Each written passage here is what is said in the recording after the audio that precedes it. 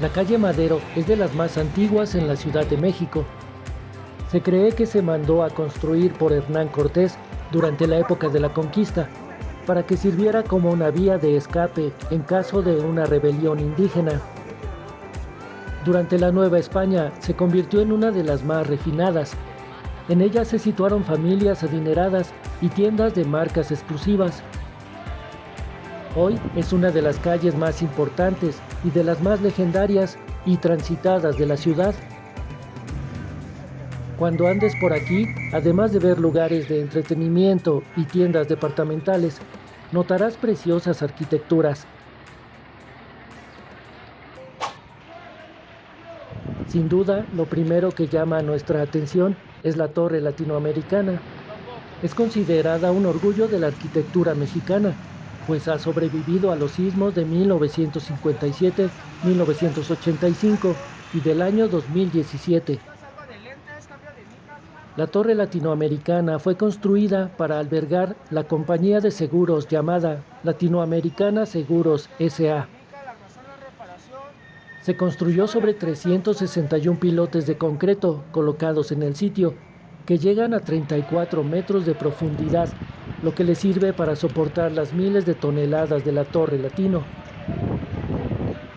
Fue inaugurada oficialmente el 30 de abril del año 1956. Al momento de su terminación, la Torre Latinoamericana era el edificio más alto de Latinoamérica.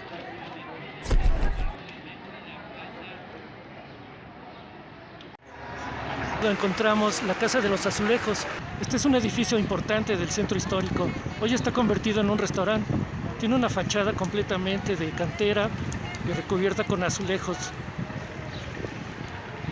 La Casa de los Azulejos se construyó en el año 1524 y tuvo su auge durante la Nueva España en el siglo XVIII.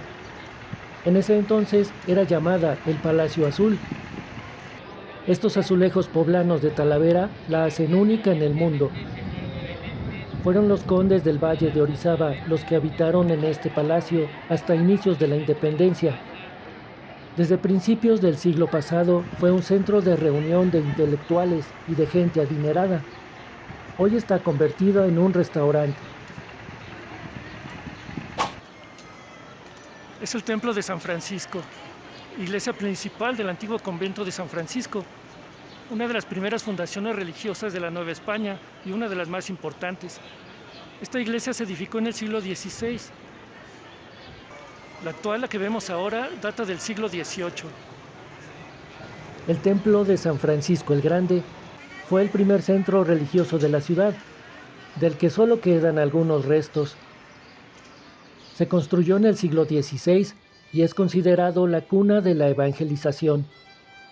Los primeros franciscanos enviados por Carlos V fueron alojados aquí.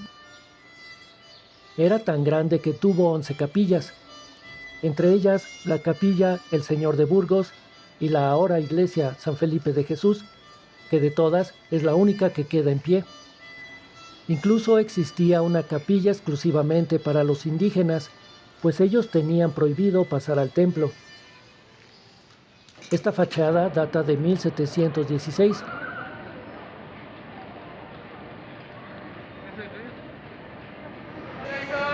Unos metros más adelante del templo de San Francisco nos encontramos con este bello edificio. Este edificio hoy es el Fomento Cultural Banamex. Está ubicado en el antiguo Palacio de Iturbide. El edificio fue construido entre el año 1779 y 1785 como residencia de los condes de Moncada y marqueses del Jaral de Berrio. ¿Qué tal, Años después se le conoció como Palacio de Iturbide, porque aquí habitó Agustín de Iturbide por algunos meses, cuando fue coronado emperador de México en el año 1822. Con el tiempo fue ocupado para varios propósitos. En 1847 fue ocupado por el ejército norteamericano. Funcionó como comercios, bodegas. Y para el año 1964, el Banco Nacional de México restauró el inmueble para convertirlo en el Fomento Cultural Banamex.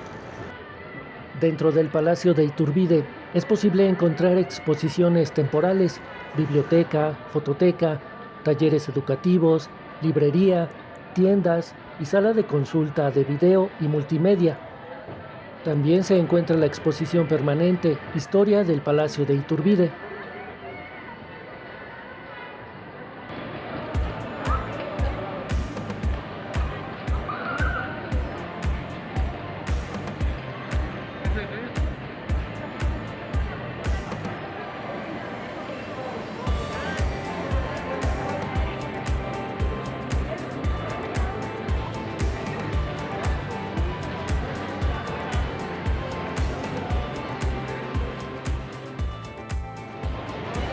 Una de las esquinas importantes de esta calle es la que da con Isabel la Católica. Este edificio es conocido como La Esmeralda, porque fue construido para colocar una de las joyerías más importantes del país. Esto a finales del siglo XIX.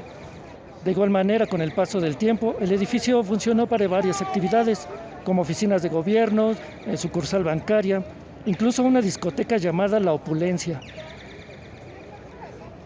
Ahora el Museo del Estanquillo exhibe de forma permanente la colección del escritor Carlos Monsiváis, quien reunió más de 20.000 piezas que conforman su colección, entre fotografías, arte popular, caricaturas, obras gráficas, entre muchas cosas más.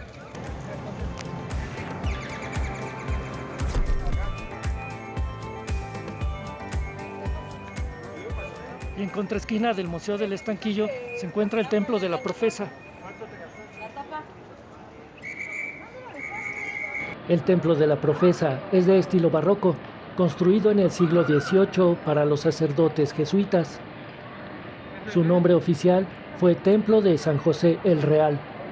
Actualmente su nombre es Oratorio de San Felipe Neri.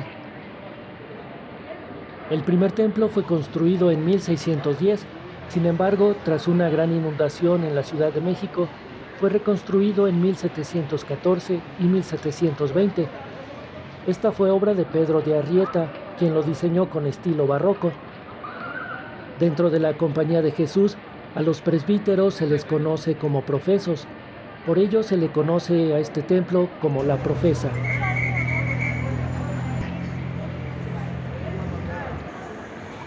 Esta calle se aprecia por tener muchos centros joyeros. Aquí puedes encontrar muchas joyas, oro, plata, anillos, relojes. Por supuesto, para comer también tenemos muchas opciones.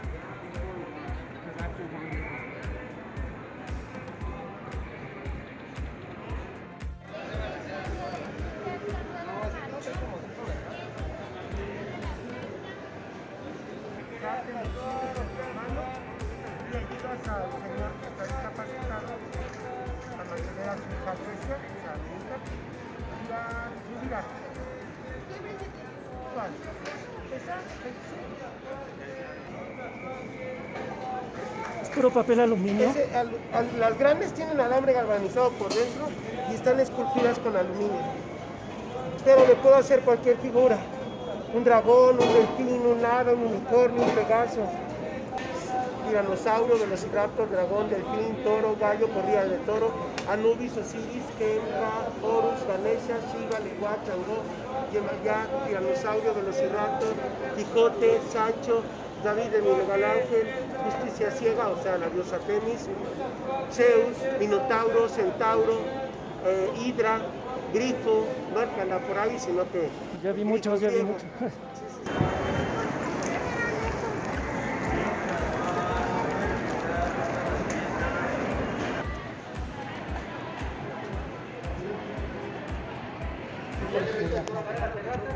Y llegamos a la Plaza de la Constitución, o Zócalo, el Zócalo de la Ciudad de México. Aquí termina el recorrido por esta calle de Francisco y Madero, una de las más importantes de la Ciudad de México.